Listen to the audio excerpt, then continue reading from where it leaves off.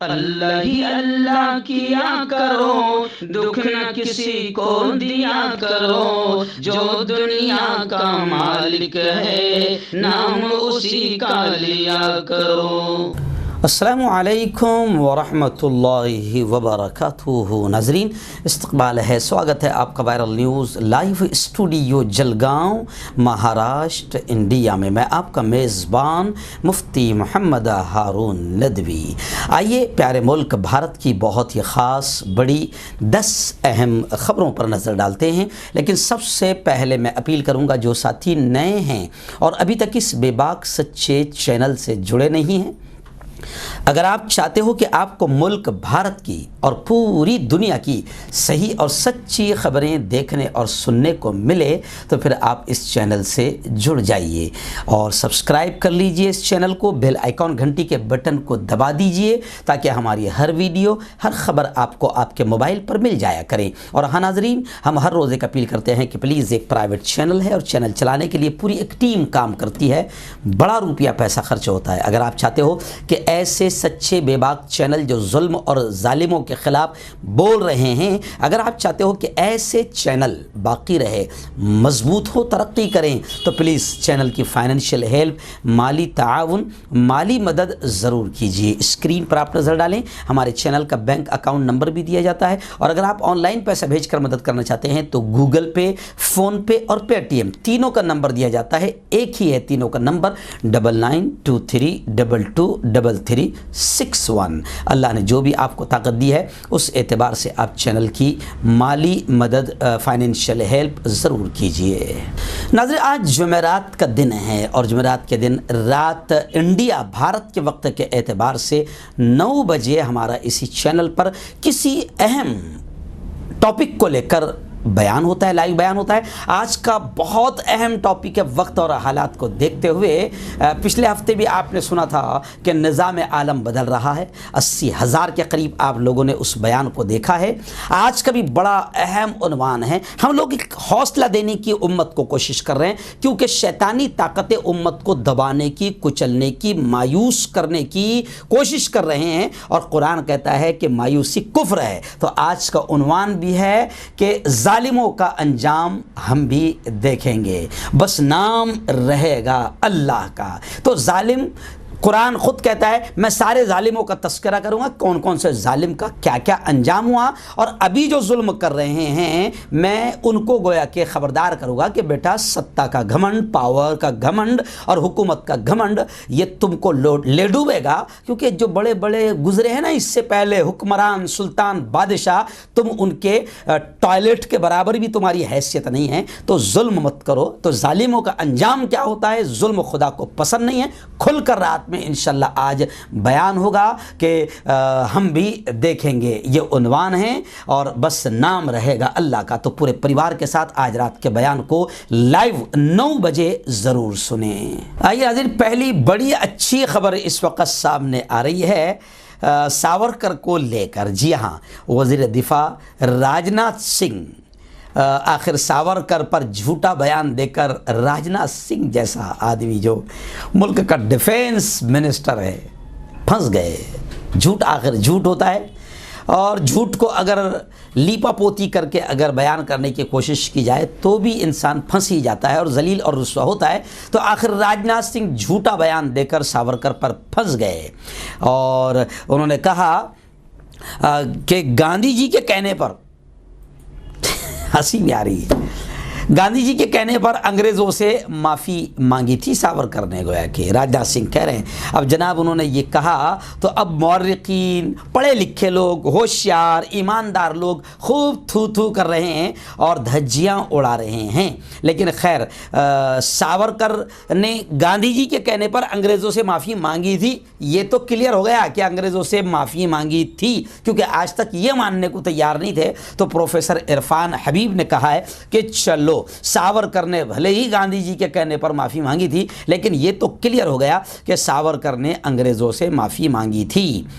जी हाँ, और अब लग रहा है जनाब कि गलत बयानियों का है। जिस तरीके से सावरकर के ख़िलाफ़ जो सावरकर की हमायत और सपोर्ट और समर्थन में ये गलत बयान दे रहे हैं, ऐसा लग रहा है कि ये लोग सावरकर को राष्ट्रपिता, जी हाँ, महात्मा बापू बनाकर छोड़ेंगे और राष्ट्रपिता महात्मा गांधी को साइड में कर देंगे। और भागवत का एक बयान ये भी आया है कि सावरकर मुसलमानों के दुश्मन नहीं थे। तो लोग कह रहे हैं, असदुद्दीन ओवैसी ने भी तंज किया और लोग भी तंज कर रहे हैं कि मुसलमानों के दुश्मन नहीं थे, लेकिन ये तो क्लियर हो गया कि अंग्रेज़ों के दोस्त थे। खैर, सावरकर के पोते का बड़ा बयान आया है। यानी आप अंदाज़ा लगाएं कि कितना ये हिस्ट्री को भी तोड़ मरोड़ने की कोशिश कर रहे हैं। सावरकर के पोते का बयान आया है कि मुझे नहीं लगता है कि महात्मा गांधी बाबाए कौम हैं। तो फिर लोग कह रहे हैं शायद तुझे ऐसा लगता है कि तेरे दादा सावरकर बाबाए कौम हैं। तो ये अभी फ़िलहाल राजनाथ सिंह जो है बड़े जलील और रुस्वा हो रहे हैं,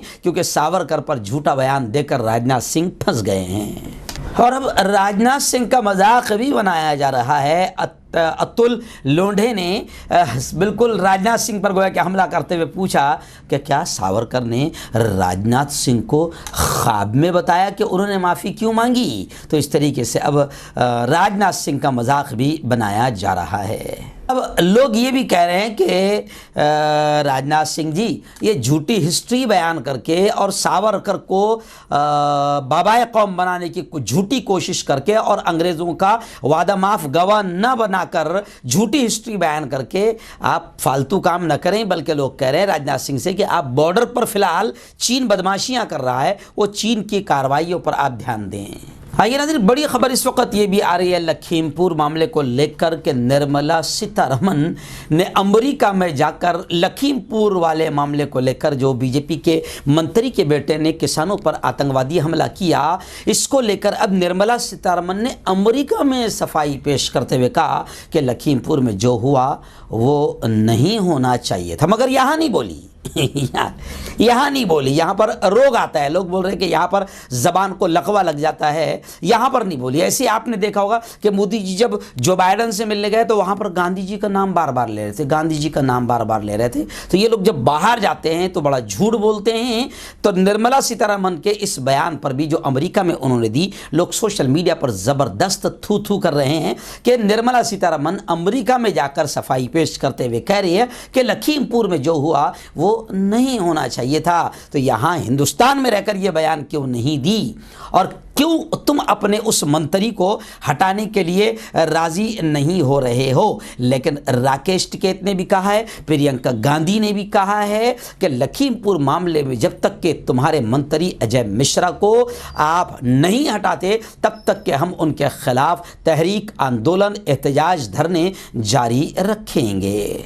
आइए नाज़रीन, इस वक्त जो हालात मुल्क के चल रहे हैं कि बीजेपी ने एकदम घटिया और नीच हरकत शुरू कर दी है कि जो भी इनके अपोजिशन में जाए उसको CID, CBI, ED के ज़रिए से डराओ और धमकाओ। और अब मैं ये बात मैं ही नहीं कह रहा हूँ, अब माननीय शरद जी पवार ने भी मोदी हुकूमत की थू थू करते हुए और मोदी भाजपा सरकार की निंदा करते हुए ये बात कही कि राजनीतिक बदला लेने के लिए, सियासी बदला लेने के लिए मोदी हुकूमत CBI, IT और ED का इस्तेमाल कर रही है। और आर्यन मामले में भी NCB पर मरकज़ के इशारे पर काम करने का इल्ज़ाम लगाया गया है, क्योंकि आप जानते हैं शाहरुख खान के बेटे को डायरेक्ट NCB ने नहीं गिरफ्तार किया, बल्कि ले जाने वाले की पोल भी नवाब मलिक ने खोली है कि ले जाने वाला भी कोई गुंडा नजर आ रहा था जिसकी पोल सामने खुल गई है। वहीं पर शरद पवार जी ने यह भी कहा है कि अनिल देशमुख के घर 5 बार छापे। जी हाँ, क्योंकि अपोजिशन लीडर है। इल्जामात आयद करने वाले शरद पवार ने पूछा कि जिसने इल्जाम लगाया था वो परमबीर सिंह कहाँ हैं। NCB के रहनुमा शरद पवार ने बड़ा सवाल खड़ा किया है और साफ तौर से कहा है कि इस वक्त मोदी हुकूमत पॉलिटिकल बदला लेने के लिए CBI, ED वगैरह का नाजायज़ तौर पर गलत इस्तेमाल कर रही है। नाज़रीन, इस वक्त बड़ी खबर मेरी निगाहों के सामने है। गुज़िश्ता कल आपने देखा कि बाकायदा कांग्रेस का एक डेलीगेशन, एक वफ्द सदर जमहूरिया president of India Ramnath Kovind से कांग्रेसी वफ्द ने बाकायदा लखीमपुर में जो बीजेपी के मंत्री अजय मिश्रा के बेटे आशीष मिश्रा ने जो किसानों पर आतंकवादी हमला किया और किसानों को अपनी गाड़ी से कुचल दिया, इसको लेकर राष्ट्रपति भवन में कांग्रेसी वफ्द ने सदर जमहूरिया से मुलाकात की और बाकायदा उन्होंने लखीमपुर मामले के वाक़े पर मरकज़ी वज़ीर ममलिकत बराए दाखिला अजय मिश्रा जो बीजेपी के मंत्री है, इनको बरतरफ करने का, सस्पेंड करने का मुतालबा किया। मिस्टर मिश्रा के बेटे आशीष मिश्रा पर इल्ज़ाम है कि उन्होंने लखीमपुर खीरी में एहतजाजी किसानों पर गाड़ी दौड़ा दिया, जिसमें कम से कम 4 किसानों की मौत हो गई। कांग्रेस के रहनुमाओं ने लखीमपुर वाक़े की तफसीलात सदर के हवाले करते हुए इस मामले की अदालती तफ्तीश और मरकज़ी वज़रा की कौंसिल से मिस्टर अजय मिश्रा को हटाने का मुतालबा किया। सदर से मुलाकात के बाद मिस्टर गांधी ने मीडिया को बताया कि उन्होंने किसानों के रिश्तेदारों और लखीमपुर खीरी में वाक़े में मारे गए एक सहाफ़ी के लिए इंसाफ का मुतालबा किया। मिस्टर गांधी ने कहा कि हम उन लोगों के ख़ानदान से मिले हैं जो लखीमपुर खीरी में कुचले गए थे। मुतासरीन इंसाफ का मुतालबा कर रहे हैं, वो मुजरिमों को सज़ा देने का मुतालबा कर रहे हैं। खैर, इस मामले में सदर जमहूरिया ने उन्हें यकीन दिलाया कि वो हुकूमत से बात करेंगे।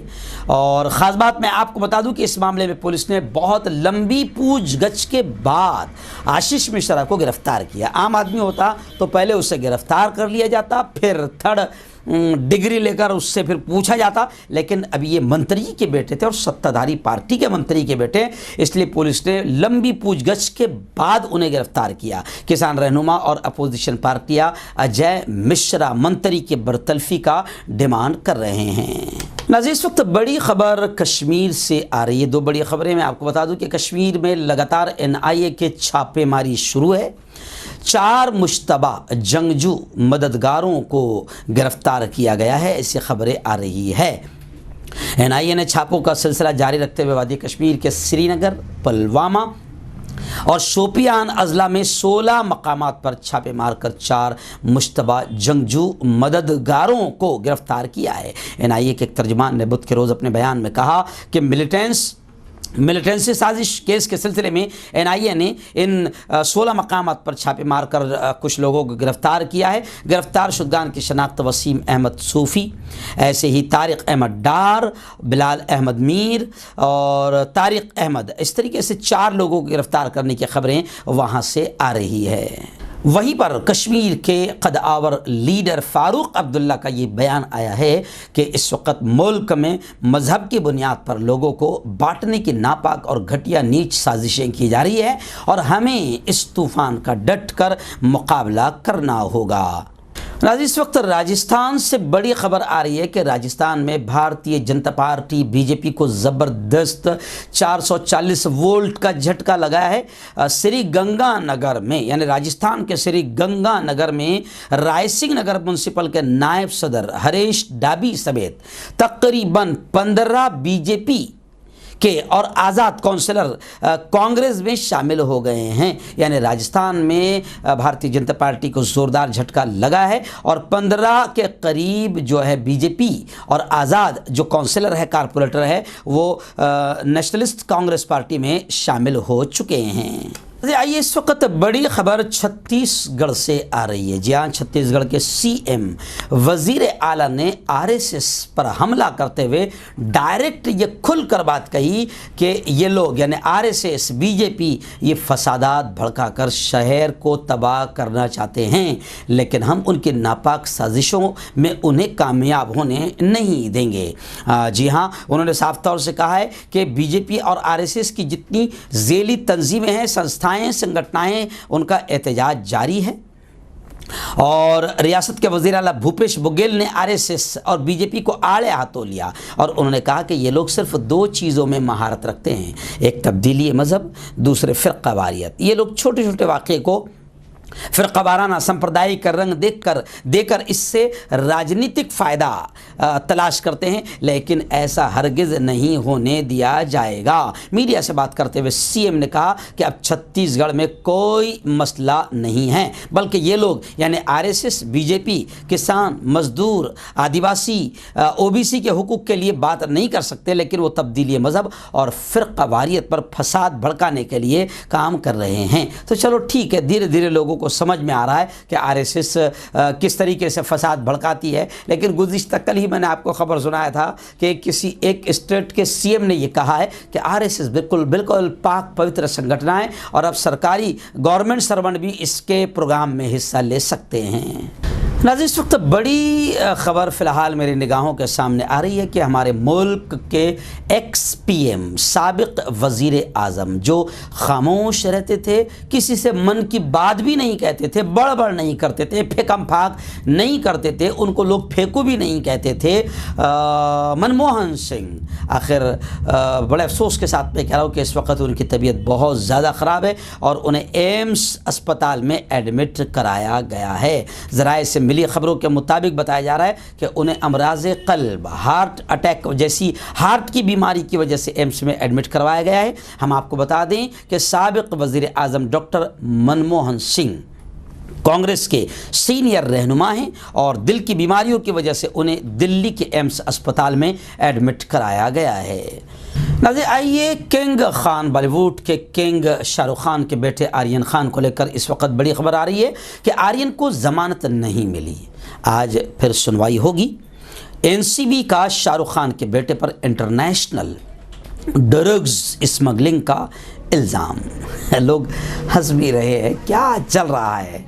और एनसीबी पर तो आप समझ सकते हैं कि बाकायदा शरद पवार और नवाब मलिक सब ने पोल खोलते हुए कहा है कि शाहरुख खान के बेटे को ले जाने वाला कोई एनसीबी का अधिकारी नहीं था, बल्कि एक मवाली, एक गुंडा और बीजेपी का आदमी था। यानी ये नवाब मलिक और शरद पवार जी का इशारा है साफ तौर पर कि ये ऊपर से पूरा गेम चल रहा है ताकि अब्बा हुजूर, अब्बा जी फाइनेंसर, जिनके पोर्ट पर 21,000 करोड़ की ड्रग्स मिली है, उस मामले को पूरा दबा दिया जाए। और कमाल की बात आप ये भी कि 21,000 करोड़ की ड्रग्स की इतनी खबरें नहीं जितनी शाहरुख खान के बेटे की खबरें आ रही है। खैर, जो क्रूज ड्रग्स केस में 5 और मुश्तबा अफराद के खिलाफ एफआईआर का मुतालबा डिमांड किया जा रहा है, मुंबई के एक वकील ने पुलिस कमिश्नर और येलो गेट पुलिस से तहरीरी तौर पर शिकायत की है।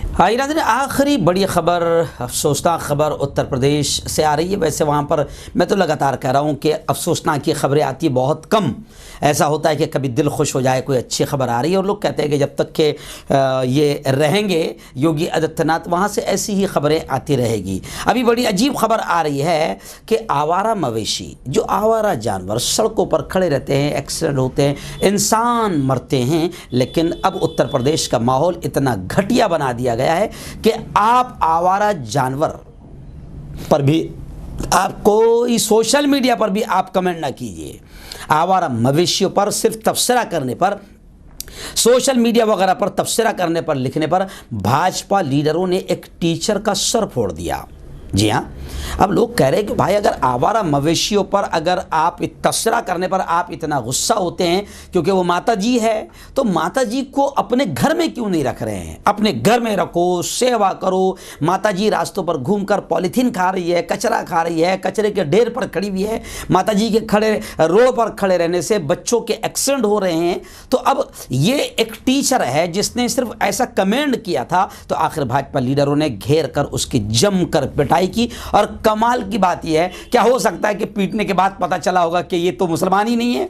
तो लेकिन अभी खबर ये आ रही है कि जो इत्तला है कि जिसको पीटा गया है वो दामोदर नगर रामानच पटेल के बेटे सौरभ कुमार पटेल है। हम कानपुर से हमारे रिपोर्टर अब्दुल मलिक ने बताया है कि यह वाक़या पेश आया और अब वो सौरभ कुमार पटेल जो है बाकायदा UTI पॉलिटेक्निक आलमपुर कॉलेज में टीचर है, लेक्चरर है। बुध को वो कॉलेज से घर वापस लौट रहे थे कि रास्ते में ATM से 10,000 रुपये निकालने के बाद नगर पालिका रोड होते हुए मोटरसाइकिल के जरिए घर जा रहे थे। नगर पालिका दफ्तर के पास 6-7 भाजपा लीडरों ने उन्हें लोहे की रॉड से पीट कर जख्मी कर दिया, जिससे उनका सर फट गया। बताया जा रहा है कि सोशल मीडिया पर आवारा मवेशियों को लेकर इन्होंने ट्वीट किया था, जिससे भाजपा के लीडर नाराज हो गए और 2 दिन पहले भी उन्होंने बताया कि मुझे घेर कर पीटा गया था, मगर तब मैंने शिकायत नहीं की थी और अब उन्होंने बाकायदा ये बताया